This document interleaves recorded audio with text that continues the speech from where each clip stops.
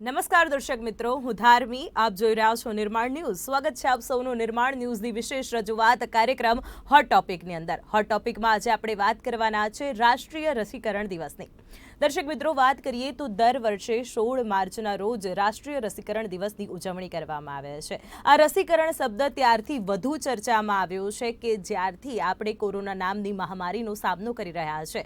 પરંતુ આ દિવસની જે આપણા રાષ્ટ્રીય સ્તરે ઉજવવાની જે શરૂઆત છે તે વર્ષ 1995થી થઈ હતી. અને તે શરૂઆત કેમ થઈ હતી? કારણ કે નાના બાળકોની અંદર જે પોલિયો છે તે બીમારી વધુ માત્રામાં જોવા મળતી હતી. તેથી વૈશ્વિક સ્તરે આ દિવસ ઉજવવાની શરૂઆત કરવામાં આવી ને ત્યારબાદ ભારતની અંદર વર્ષ 1995ની અંદર આ રાષ્ટ્રીય રસીકરણ દિવસ ઉજવવાની શરૂઆત કરવામાં આવી. હવે આ રસીકરણ દિવસ કેમ ઉજવવામાં આવે છે? તો લોકોને બીમારીથી અવગત કરાવવા માટે, તે બીમારી સામે લડવા માટે ઉપાય કયા કયા હોઈ શકે છે, તેની સામે કઈ દવાઓ મદદરૂપ થઈ શકે છે, કઈ રસી મદદરૂપ થઈ શકે છે, તે અંગે જાગૃતતા લાવવા માટે, સામાન્ય નાગરિકની અંદર આ જાગૃતતા લાવવા માટે આ દિવસ છે ઉજવવાની શરૂઆત કરવામાં આવી છે.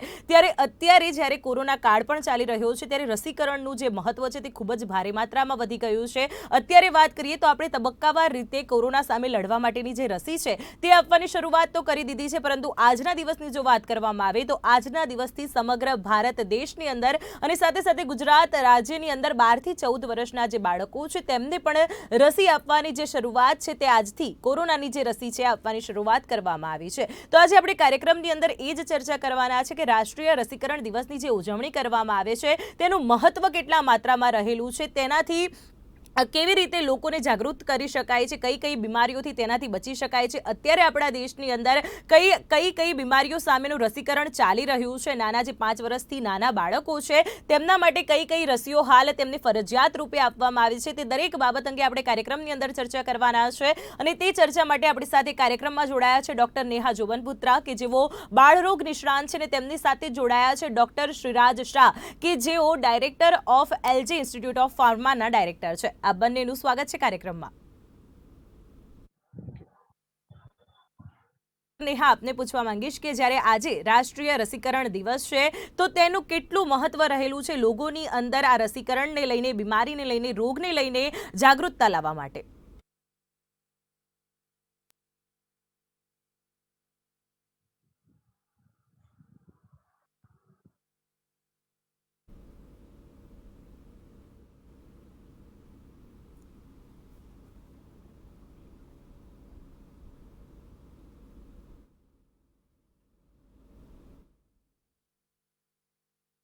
ડોક્ટર નેહા, આપને પૂછવા માંગીશ કે આજે જ્યારે રાષ્ટ્રીય રસીકરણ દિવસ છે તો આ દિવસનું મહત્વ કેટલું રહેલું છે લોકોને બીમારીથી અવગત કરવા માટે, તેની સામે લડવા માટે રસીકરણ કેટલું જરૂરી છે તેથી અવગત કરવા માટે?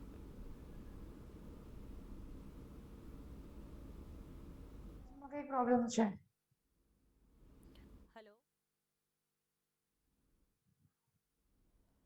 ડોક્ટર શ્રીરાજ, ત્યાં સુધી આપની સાથે વાત કરવા માંગીશ. આપને પૂછીશ કે જ્યારે આજે રાષ્ટ્રીય રસીકરણ દિવસ છે ત્યારે લોકોને બીમારીથી અને તેની સામે લડવા માટે રસીકરણ કેટલું મહત્વપૂર્ણ છે, તેથી અવગત કરવા માટે કેટલો મહત્વનો આજનો દિવસ?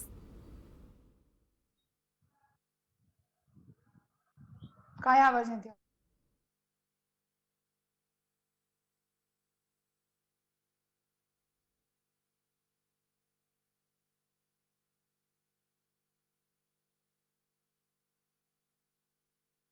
ડોક્ટર નેહા, આપણે કાર્યક્રમની શરૂઆત કરીને સૌ પ્રથમ પ્રશ્ન હું આપને પહેલા પૂછવા માંગીશ કે જ્યારે આજે રાષ્ટ્રીય રસીકરણ દિવસ છે ત્યારે આ જે દિવસ છે તેની કેટલું ઇમ્પોર્ટન્સ રહેલું છે લોકોને બીમારીથી, રોગથી અને તેની સામે લડવા માટે રસીકરણ કેટલું જરૂરી છે તેનાથી અવગત કરાવવા માટે?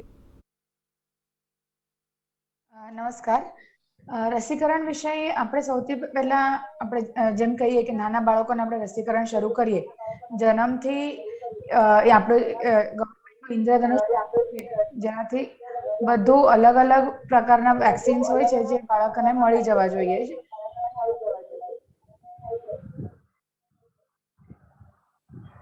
એના પછી એવું થાય છે કે હવે જ્યારથી કોવિડ આવ્યું છે ત્યારથી આપણને રસીકરણ વિશે વધારે ખબર પડવા માંડી છે બધાને. એટલે આપણને ખ્યાલ આવે કે રસીકરણ બાળકને અને મોટાને બધા માટે જ બીમારીઓથી દૂર કેટલું કઈ રીતે સારી રીતે રાખી શકાય છે. આજે કોવિડથી આપણે લડી શક્યા છે કારણ કે કોવિડનું રસીકરણ આપણા દેશમાં આટલું બધું ફેલાણું છે. એ જ રીતે કોવિડ નહીં તો બીજી બધી બીમારી જેમ કે ટેટનસ છે, સ્મોલપોક્સ છે, ચિકન પોક્સ છે, ડિફ્થેરિયા, પર્ટ્યુસિસ, આ બધાથી આપણે રસીકરણથી જ લડી શક્યા છે અને એ રસીકરણ શરૂ રહેશે તો જ આપણે આગળ વિજયી રહેશું. જી ડોક્ટર નેહા. ડોક્ટર માંગીશ કે જ્યારે આજે રાષ્ટ્રીય રસીકરણ દિવસ છે, આનું કેટલું મહત્વ રહેલું છે? એક ડોક્ટરની દ્રષ્ટિએ આપ શું કહેવા માંગશો કે લોકોને બીમારીથી દૂર રાખવા માટે, જ્યારે બાળક નાનું જો હોય છે કે જ્યારે તેની અંદર રોગપ્રતિકારક શક્તિઓ ઓછી હોય છે ત્યારે તેને આ રસીઓ આપવામાં આવતી હોય છે, તેનું કેટલું મહત્વ? નમસ્કાર. હું તમને તમારા બધા પ્રેક્ષક મિત્રોને આ રાષ્ટ્રીય રસીકરણ દિવસ નિમિત્તે ખૂબ શુભકામનાઓ પાઠવું છું. જો આનો તમે ઇતિહાસ જોતો તો 1995માં પહેલી વાર જ્યારે પોલિયોનો ડોઝ અપાયો બાળકને, ત્યારથી એટલે કે 27 વર્ષ પહેલેથી આપણે આ રીતે રાષ્ટ્રીય રસીકરણ દિવસ ઉજવીએ છીએ. હવે મહત્વની વસ્તુ એ છે તો આપણે બાળકો આ 2000 આવ્યું એના કારણે રસીકરણના જે એનો બહુ આવ્યો છે કે 6 મહિના 7 મહિનાનું થાય ત્યારથી તમારે બાળક કોવિડના એડલ્ટ પોપ્યુલેશનને પણ થાય છે. તો હવે બાળકો પ્લસ એડલ્ટ એટલે વયસ્કો બધા માટે રસી ઇક્વલી ઇમ્પોર્ટન્ટ છે. જ્યારે પણ બાળક નાનુંથી મોટું થતું હોય ત્યારે એને ઘણા બધા એક્સટર્નલ ફેક્ટર્સ એટલે બહારના જે રોગો છે એની સામે એને રક્ષણ છે. તો એની અંદરની તો રોગ પ્રતિકારક શક્તિ હોય છે જ, પરંતુ જો રસીથી આપણે એક એક્વાયર્ડ ઇમ્યુનિટી એટલે જેને આપણે રસીના કારણે અંદરથી આપણે ઇમ્યુનિટી વધારીએ છીએ, રોગ પ્રતિકારક શક્તિ વધારીએ છીએ, આખા જીવન ફરીથી પણ જો આનું કોઈ એન્કાઉન્ટર આ ટાઈપના ડિઝીઝનું તો એનાથી બચી શકે છે. તો બાળકોના સેન્સમાં રાષ્ટ્રીય રસીકરણ દિવસ ચાલુ કરવામાં આવ્યો હતો, પરંતુ આને હું વયસ સાથે પણ જોડીને બાળકોની રસીકરણ તથા કોવિડના રસીકરણની સાથે જો જોડવામાં આવે તો ખરેખર દરેક એજ ગ્રુપના લોકોમાં રોગ પ્રતિકારક શક્તિ વધારી શકાય અને રોગોનો સામનો સારી રીતે કરી શકાય.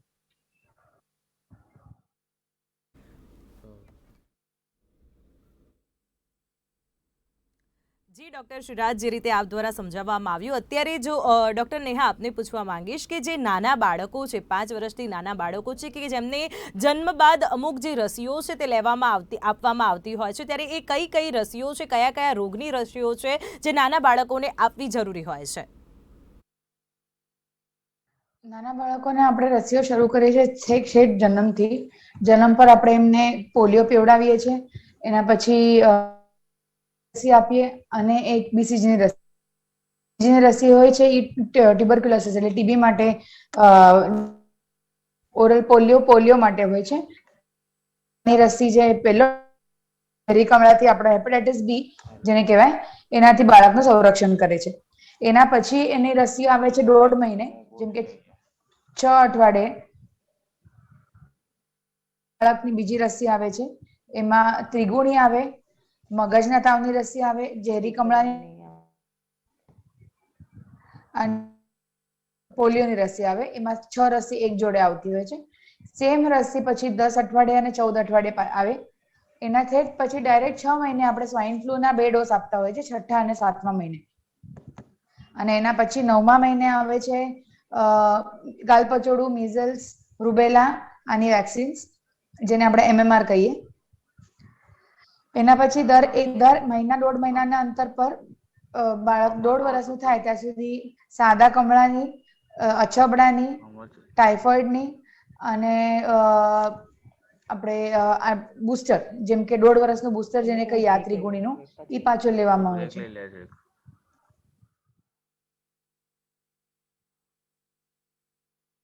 નેહા, તો હાલ દર્શક મિત્રો કાર્યક્રમની અંદર આપણે ચર્ચા કરી રહ્યા છીએ જ્યારે રાષ્ટ્રીય રસીકરણ દિવસની ઉજવણી કરવામાં આવી રહી છે. આ દર વર્ષે આ દિવસની ઉજવણી કરવામાં આવી રહી છે, ત્યારે આનું મહત્વ કેટલું રહ્યું છે તે વિશે આપણે બંને ડોક્ટરો સાથે ચર્ચા કરીએ છીએ. આ ચર્ચા યથાવત રાખીશું. હાલ કાર્યક્રમમાં સમય એક બ્રેકનો.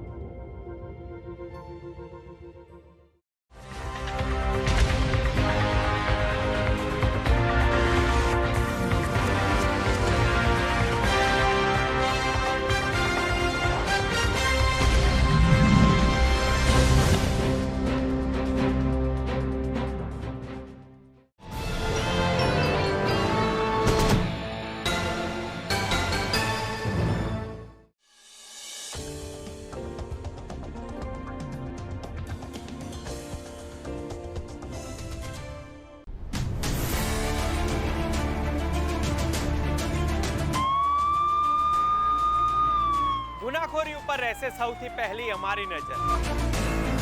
एएमसी ना अधिकारियों તેમજ मस्ती दही को मस्त दही क्यों कहते हैं? मस्त दही याने गाढ़ा घुलता फ्लेवर, मस्त दही याने हेल्थ के हेल्दी तेवर, मस्त दही याने स्वाद दिल लुभाए, मस्त दही याने पेट भी मुस्कुराए, तभी तो मस्त दही याने मस्ती दही, मस्त दही याने मस्ती मस्त दही यानी अमूल मस्ती रही। Gujarat is very dear to this deer because this deer is very dear to Gujarat. We love our black buck sanctuary. यहाँ खुशबू है वाइल्ड लाइफ की, उनकी देखभाल की। यहाँ खुशबू है गुजरात की। कहीं भी ब्लैक बक नहीं मिलेंगे इतनी तादाद में। अरे कुछ तो गुजारो गुजरात में। अच्छी जॉब के लिए it's a war out there, पर एट पारुल यूनिवर्सिटी रहो बेफिक्र, क्योंकि इनको बोलने की जरूरत ही नहीं, इनके प्लेसमेंट्स बोलते हैं। पारुल यूनिवर्सिटी, वडोदरा, गुजरात।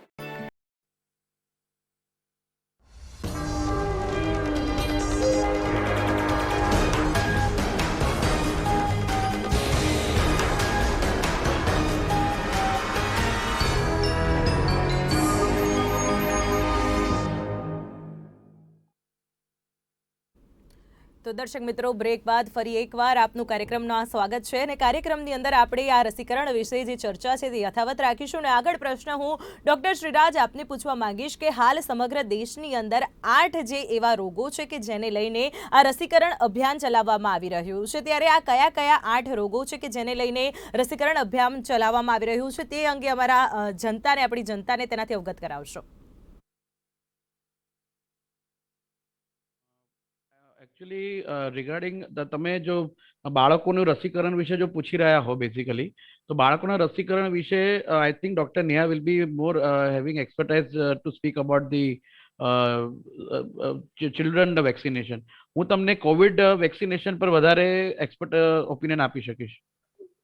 ચોક્કસથી તો આ પ્રશ્ન હું ડૉક્ટર નેહા આપની તરફ ડાયવર્ટ કરવા માંગીશ કે અત્યારે આપણે જો વાત કરીએ તો 8 એવા રોગો છે કે જેને લઈને રસીકરણ અભિયાન સરકાર દ્વારા, ભારત સરકાર દ્વારા ચલાવવામાં આવી રહ્યું છે, તો આ કયા કયા 8 એવા રોગો છે કે જેનાથી જે બાળકો છે તેમને સુરક્ષાની જરૂરિયાત છે રસીકરણ થ્રુ? આજે મેં અત્યારે તમને કીધું, આપણે બીસીજી છે, પોલિયો છે, ધનુર છે, મગજનો તાવ છે, નિમોનિયા છે, પર્ટ્યુસિસ જેને કહેવાય ઈ છે, ડિફ્થેરિયા છે, આ 7 રોગ થઈ ગયા। અને નવો હવે એ લોકોએ મને જ્યાં સુધી ખ્યાલ છે એક ત્રિગુણી પણ જે ચાલુ કરી છે MMR ની, મીઝલ્સ, મમ્સ, બાલપચોડું આવી જાય, મીઝલ્સ આવી જાય, રૂબેલા આવી જાય, એ બધી જ વેક્સિન્સ આપણે ગવર્મેન્ટે શરૂ કરી છે, અર્બન હેલ્થ સેન્ટર્સ પર અવેલેબલ કરાવી છે મફતમાં। બધા બાળકો 5 વર્ષથી નીચેના બધા બાળકોને આ બધી રસીઓ મફતમાં મળી જાય છે અને એ જ બાળકોનું સંરક્ષણ કરી શકીએ છીએ આ બધા મેજર બીમારીઓથી। રાજ, હવે આપને કોવિડ રસી વિશે જો વાત કરીએ તો બાળકોની વાત કરીએ, આજથી 12 થી 14 વર્ષના જે બાળકો છે તેમના માટે રસીકરણની શરૂઆત કરવામાં આવી છે અને તેમાં તેમને ખાસ કરીને કોર્બેવેક્સ નામની જે વેક્સિન છે તે આપવામાં આવી રહી છે અને જે 0.5 ml ના ડોઝમાં તેમને આપવામાં આવી રહી છે। આની પાછળનું કારણ સ્પષ્ટ કરશો?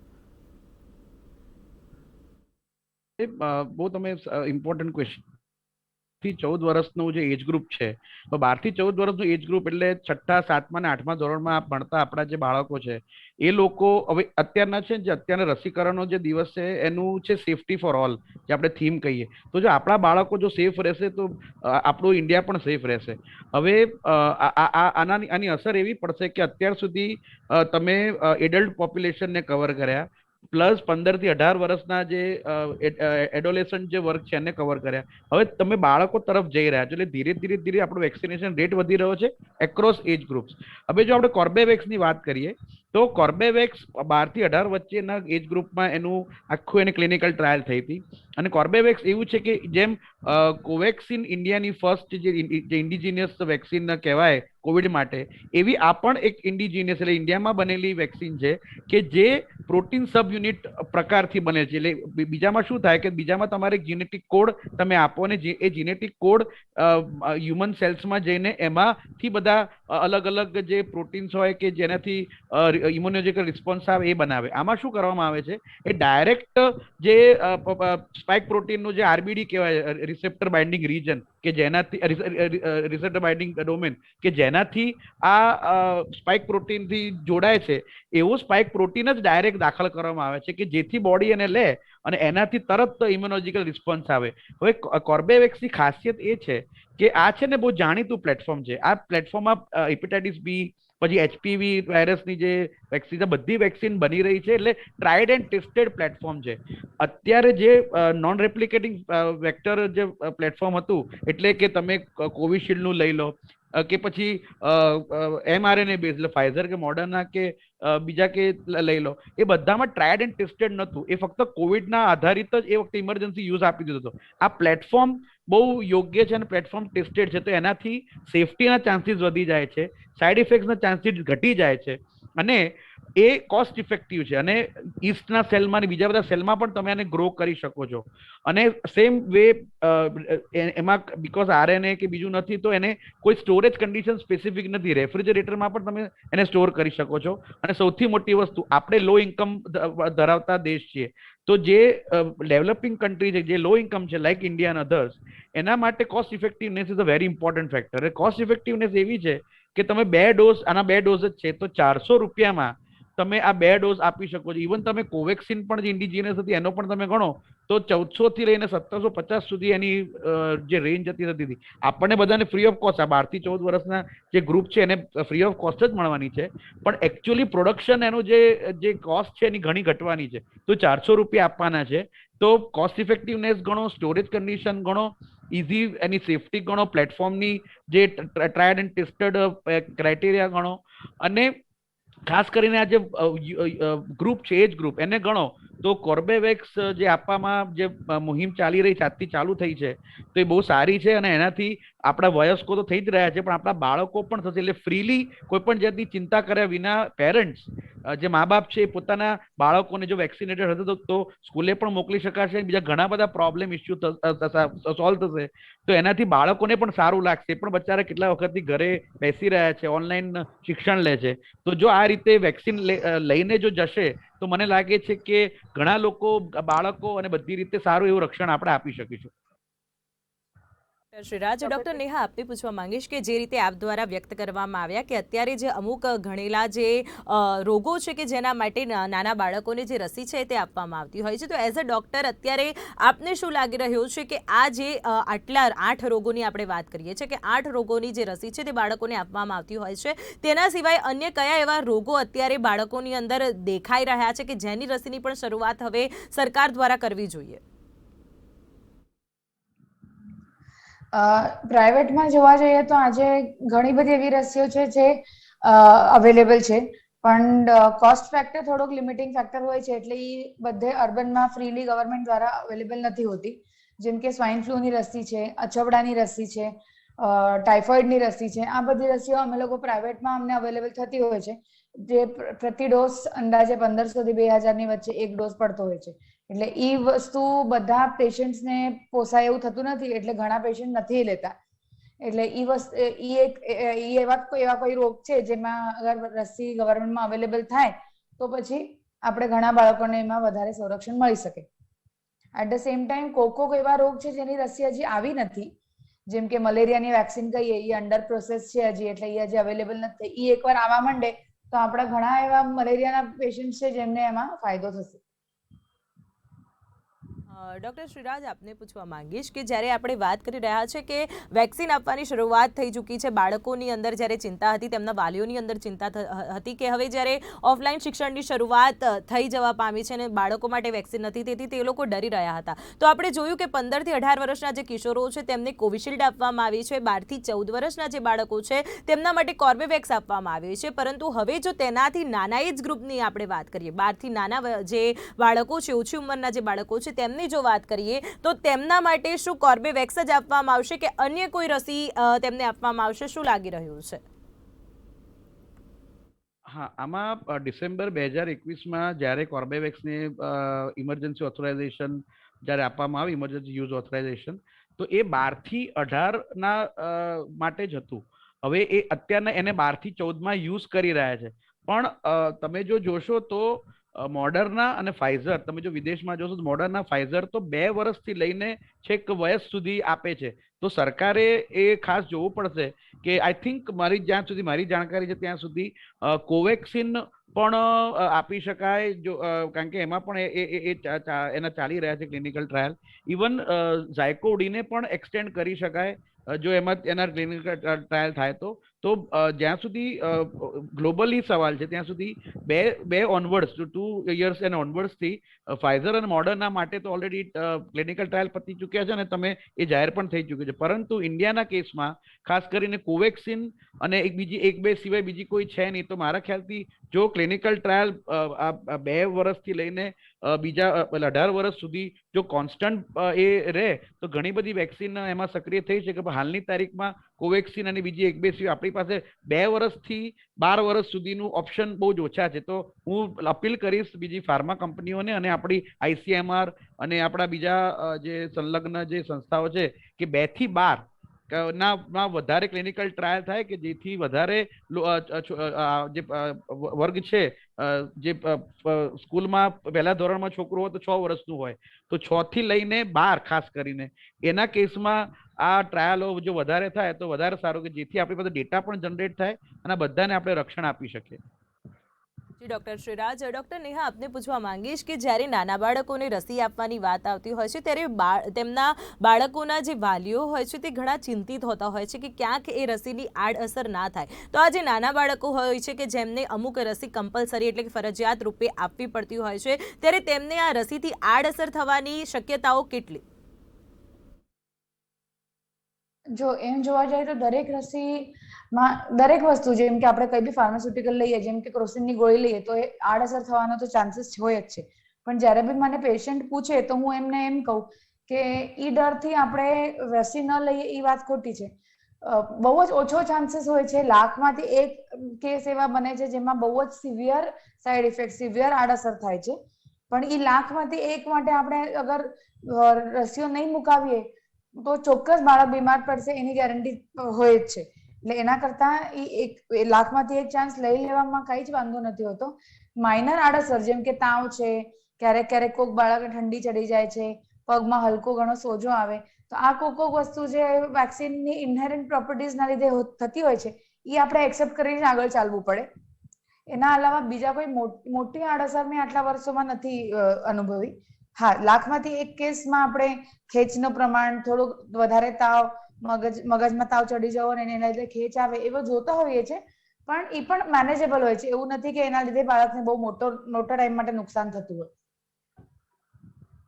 રાજ, આપને પૂછવા માંગીશ કે 12 થી 14 વર્ષના બાળકો માટે જે રસીકરણની આજથી શરૂઆત કરવામાં આવી છે તો કોર્બેવેક્સના પણ 2 ડોઝ છે કે જેની અંદર 28 દિવસનો જે સમય ગેપ છે તે પ્રથમ અને દ્વિતીય ડોઝ વચ્ચે રાખવાનું જે ફરજિયાત કરવામાં આવ્યું છે. તો આ ડોઝ વચ્ચે 28 દિવસનો ગેપ કેમ?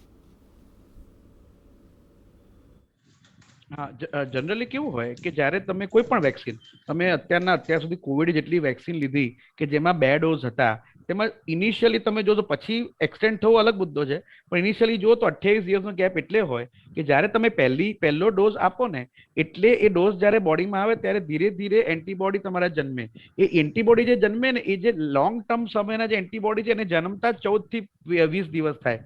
તો 14 થી 20 દિવસમાં ધીરે ધીરે એન્ટીબોડી જન્મે અને પછી જ્યારે બીજો ડોઝ લાગે લગભગ 25 થી 28 દિવસ પછી, તો એનાથી નંબર ઓફ એન્ટીબોડી અને નંબર ઓફ ઇફેક્ટિવ એન્ટીબોડી વધી જાય છે અને નંબર ઓફ જે મેમરી સેલ વાળા જે એન્ટીબોડી છે, ઇન ધ સેન્સ જે ભવિષ્યમાં પણ એન્કાઉન્ટર કરી શકે એ પર્ટિક્યુલર રોગ માટે, એ પણ વધારે સેકન્ડ ડોઝથી જતા હોય. તો બેઝિકલી તમે જોવા જાઓ તો પહેલો ડોઝ શરૂઆત કરે અને બીજો ડોઝ એ એન્ટીબોડીને બહુ જ વધારી દે ઇફેક્ટિવ સેન્સમાં. એટલે બંને જરૂરી છે. ખાલી એક જ ડોઝ લો એટલે તમે કદાચ ઓબ્ઝર્વ કરતા હો, તમે કદાચ ડેટા આપણી પાસે છે કે ફક્ત પહેલો ડોઝ લો તો એમાં કોવિડનું પ્રોટેક્શન ઓછું છે, પણ જો તો બીજો ડોઝ લો તો પહેલા ડોઝના કારણે જે ઇફેક્ટ આવી એને બીજો ડોઝ ખૂબ જ ઉપર રીતે રહી જાય છે. એટલે બુસ્ટિંગ ઇફેક્ટ જેને કહીએ એન્ટીબોડીના ઇફેક્ટિવનેસમાં અને નંબર ઓફ એન્ટીબોડીઝમાં એ સેકન્ડ ડોઝથી જ આવે છે. એટલે 2 ડોઝ એટલે જરૂરી છે. ઝાયકોડીના કેસમાં તમે જોજો તો એ 3 ડોઝ છે.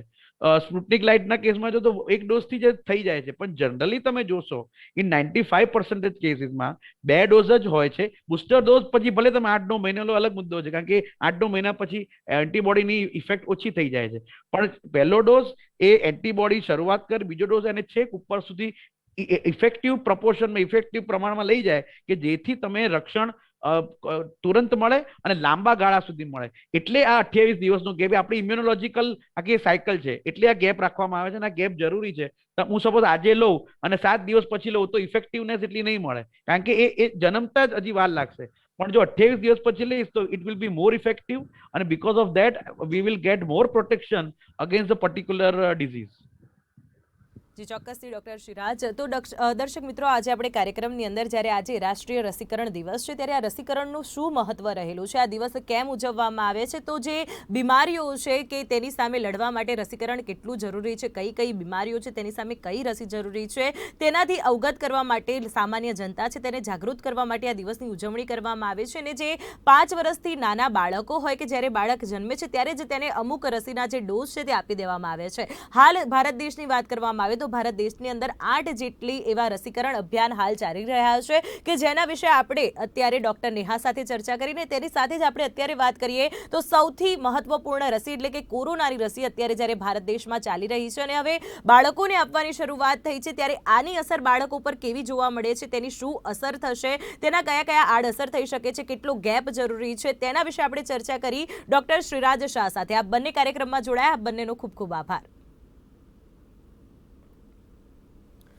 તો દર્શક મિત્રો, હોટ ટોપિક કાર્યક્રમમાં અત્યારે બસ આટલું જ. મને આપશો રજા. નમસ્કાર.